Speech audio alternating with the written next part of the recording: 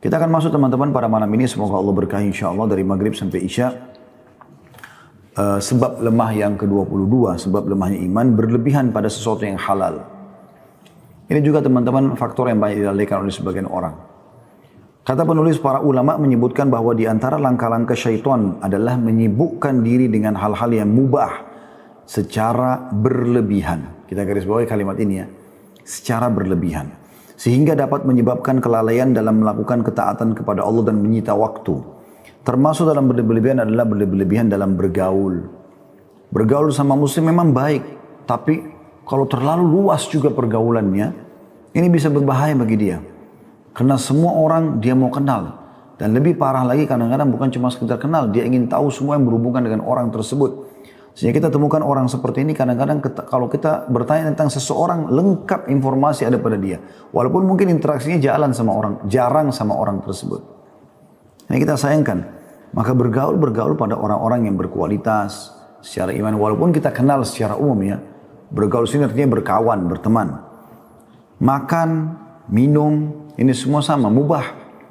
Tapi jangan karena halal, mubah, lalu Anda makan sampai sudah nggak bisa jalan. Sampai karena terlalu kenyang, maka tidak bisa lagi berbicara, ngantuk terus.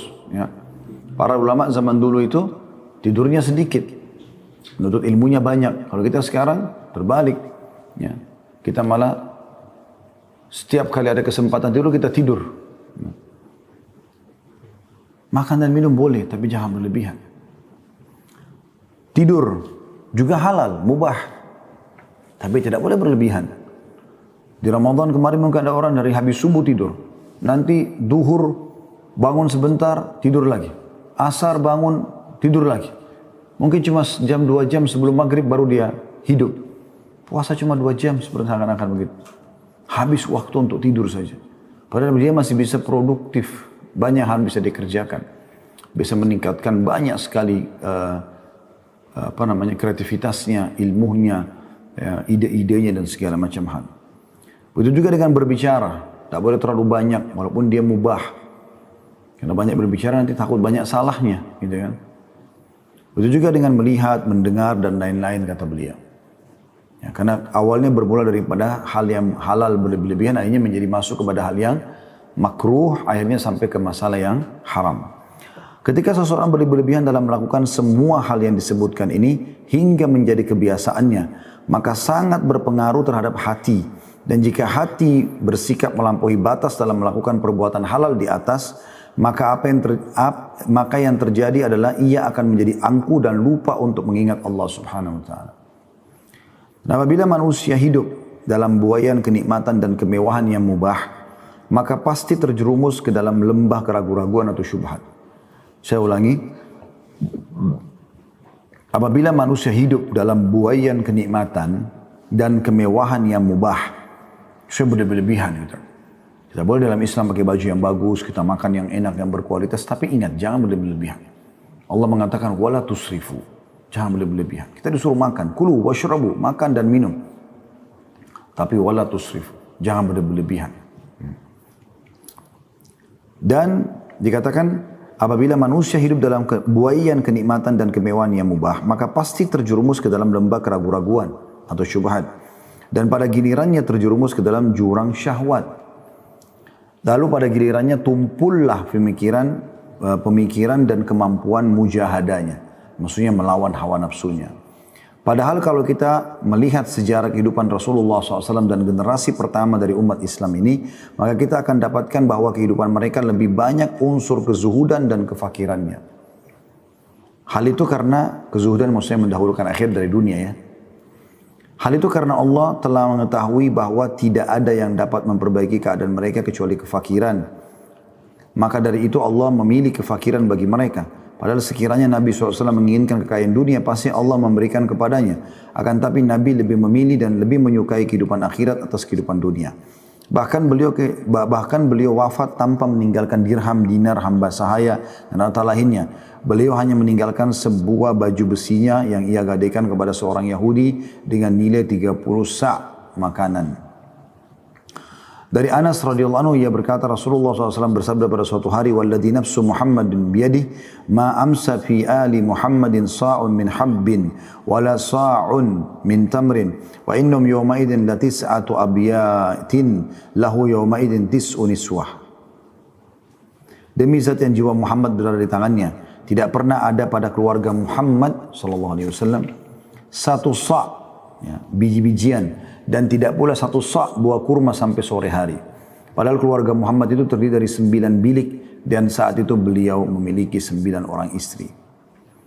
Jadi Nabi Muhammad SAW sebenarnya bukan tidak bisa, tetapi beliau ingin melatih dirinya supaya jangan berlebihan dalam masalah dunia. Dari satu sisi beliau membiarkan para sahabat yang kaya. Beliau pun SAW pernah hidup mewah di Mekah, gitu kan? Pernah hidup mewah di Mekah, hidup dengan istri yang kaya Khadijah dan seterusnya. Bahkan rumahnya sangat bagus di Mekah, alaihi salatu wassalam, bisnisnya juga berkembang, alaihi salatu wassalam. Tapi beliau menunjukkan kehidupan yang sederhana. Dalam arti kata, jangan sampai terjumus pada yang berlebihan. Karena Nabi SAW juga makan daging, beliau juga pakai baju yang bagus, beliau juga punya beberapa ekor unta dan kuda, beliau punya beberapa pedang dan seterusnya. Ya, baju besi, tetapi Nabi SAW tidak berlebihan. Ya. Contoh berlebihan misalnya ada orang, sebenarnya di rumahnya, cukup dia punya 2 mobil misalnya. Dia satu misalnya dalam motorik dia bergerak sana sini. Satu mungkin untuk keluarganya. Cukup udah. Enggak dia beli 5 mobil, 10 mobil, 20 mobil.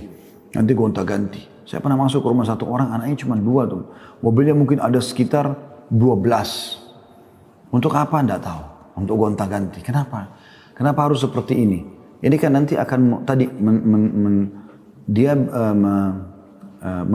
menumpulkan hati dan kurang mujahadanya. Nanti hanya muncul cinta dunianya berlebihan. Tapi kalau sudah dengan kebutuhan maka insya Allah tidak ada masalah. Nabi Muhammad SAW menjalani kehidupannya dengan meninggalkan ya, kenikmatan yang berlebihan. Maka itu beliau mendapatkan kenikmatan dalam ketaatan dan Allah dan dapat menikmati manisnya bermunajat kepada Allah.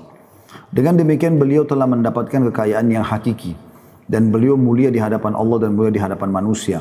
Beliau dicintai di langit dan bumi, dicintai tumbuh-tumbuhan dan pohon-pohonan, bahkan hewan dan bebatuan menyampaikan salam kepada beliau.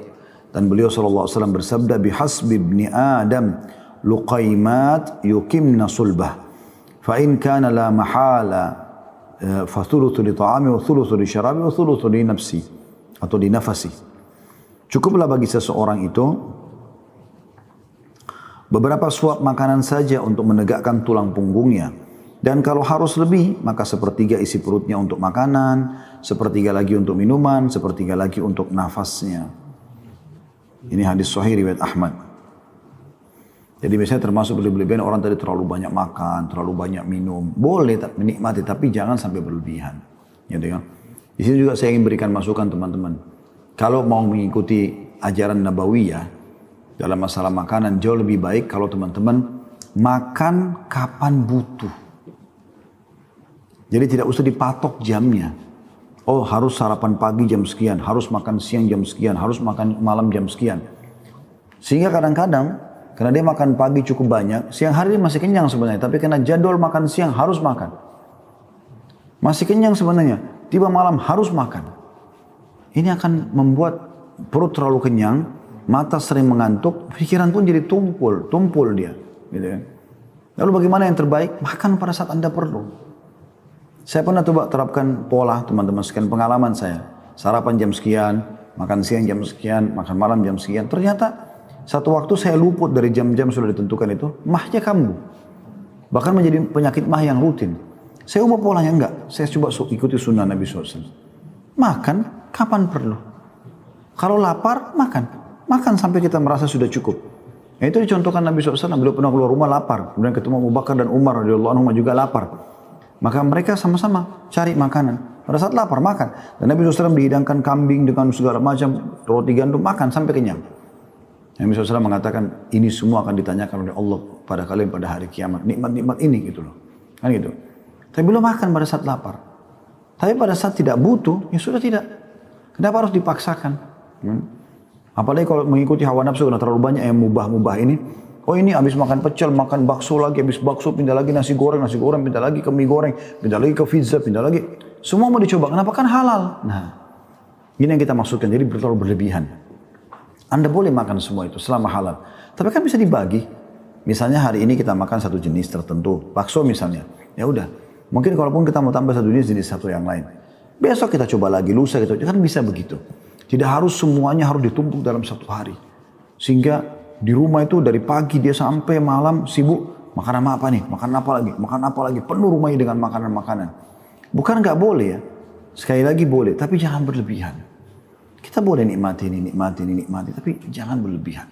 Berlebihan itu artinya terlalu banyak dibeli, terlalu banyak yang dimakan dan seterusnya, akhirnya waktu banyak tersita hanya untuk itu saja. Makanya Nabi SAW ingatkan di sini, cukuplah bagi seorang beberapa suap makanan saja untuk menegakkan tulang punggungnya. Dan kalau harus lebih, maka dia bagi 3 perutnya. 1/3 isi perutnya untuk makanan, 1/3 untuk minuman. Kadang-kadang orang kalau terlalu banyak makan, lebih dari setengah perutnya atau bahkan sepenuhnya penuh makanan, sudah nggak bisa minum. Rasanya minum itu sudah mau keluar. Kalaupun dia isi makanan dan minuman, maka sudah susah bernafas. Kata Nabi SAW, 1/3 buat makanan, 1/3 buat minuman, 1/3 buat nafasnya. Dan demikianlah para sahabat Nabi serta orang-orang yang setelah mereka terdidik hidup zuhud di dunia. Mendahulukan akhirat dari dunia. Mereka boleh nikmati dunia tapi sebatas secukupnya. Kita juga jangan sampai salah ya. Jangan sampai, berarti bahasanya Ustadz ini kita nggak boleh nikmati dunia. Enggak, salah. Allah SWT mengatakan dalam surah Al-Qasas, surah nomor 28 ayat 77. A'udzu billahi minasyaitonir rajim wa bataghi fima ataqallahu daral akhirah wa la tansa nasibaka minad dunya. Al-ayah artinya, kejarlah apa yang Allah janjikan untukmu di akhirat nanti dan jangan lupakan bagianmu dari dunia. Kita boleh menikmati dunia. Boleh pakai baju bagus, mobil bagus, rumah yang bagus, segala macam yang bagus lah, gitu kan. Tapi ingat, wala tusrifu. Innallaha la yuhibbul musrifin. Jangan berlebihan karena Allah tidak suka dengan orang yang berlebihan. Mereka semua para sahabat mengetahui bahwa kehidupan dunia hanya sesaat. Maka dari itu mereka menjadikan kehidupan ini untuk Allah sebagai ketaatan. Inilah sosok Abu Bakar Siddiq radhiyallahu anhu ketika ajal telah mendekat. Ia berkata kepada Aisyah radhiyallahu anha anaknya, sesungguhnya saya tidak mengetahui pada keluarga Abu Bakar sedikit harta pun kecuali seekor unta jantan dan budak yang selalu mengurus pedang-pedang kaum muslimin ini dan selalu membantu kami. Jika aku mati maka serahkan ia kepada Umar. Karena Abu Bakar termasuk orang kaya raya. Yang lebih banyak dilakukan adalah bersedekah. Maka ketika Aisyah radhiyallahu anha menyerahkan budak itu kepada Umar, maka Umar berkata, semoga Allah mengasihi Abu Bakar. Sungguh ia telah memberi beban kepada orang setelahnya. Dan beginilah kehidupan para sahabat Rasulullah SAW. Mereka lapar makanan, jadi mereka juga merasakan suka dukanya lapar itu ya. Akan tapi mereka kenyang keimanan dan mereka telah menggunakan sebaik-baik pakaian itu pakaian ketakwaan. Maka dari itu mereka puas dengan yang sedikit karena mengharapkan sesuatu yang ada di sisi Allah SWT. Jadi sekali lagi boleh nikmati tapi jangan berlebihan. Orang kalau tidak boleh berlebihan teman-teman hatinya lunak. Tidak boleh berlebihan makan, tidak boleh berlebihan segala macam. Hatinya bisa lunak. Nah lunaknya hati ini membuat orang gampang mujahadah, melawan hawa nafsu. Orang gampang untuk khusyuk dalam sholat. Orang gampang untuk bersedekah, mengikuti perintah Allah, meninggalkan larangan. Itu jadi mudah semuanya. Gitu. Dan itu keadaan mereka. Jadi pada saat kelaparan datang, mereka coba nikmati kelaparan itu, tapi nanti mereka makan, gitu kan. Bukan juga mereka jadikan jadi mereka kelaparan setiap hari, tidak. Tapi mereka juga pada saat datang itu menikmati. Kayak kita sekarang kemarin puasa Ramadan, sebulan penuh. Kita dilihat untuk merasakan, oh ternyata lapar tuh begini ya. Tapi nanti kita makan. Sehingga kita tahu memang ada suka duka dalam kehidupan ini. Sedangkan kita, kata beliau atau penulis, maka demi Allah kita khawatir akan termasuk golongan disebutkan dalam ayat dalam surah Al-Ahqaf, surah Al-Ahqaf ayat 20. A'udzu billahi minasyaitonir rajim. Adhabtum. Ya, saya ulangi ya. Adhabtum tayyibatikum fi hayatikumud dunya wastamta'tum biha. Kamu telah menghabiskan rezekimu yang baik dalam kehidupan duniamu, maka kamu telah bersenang-senang dengannya. Sungguh manusia telah bersikap berlebihan dalam urusan kehidupan dunia hingga angan-angan dan tujuan yang ada hanyalah untuk memenuhi segala tuntutan nafsu.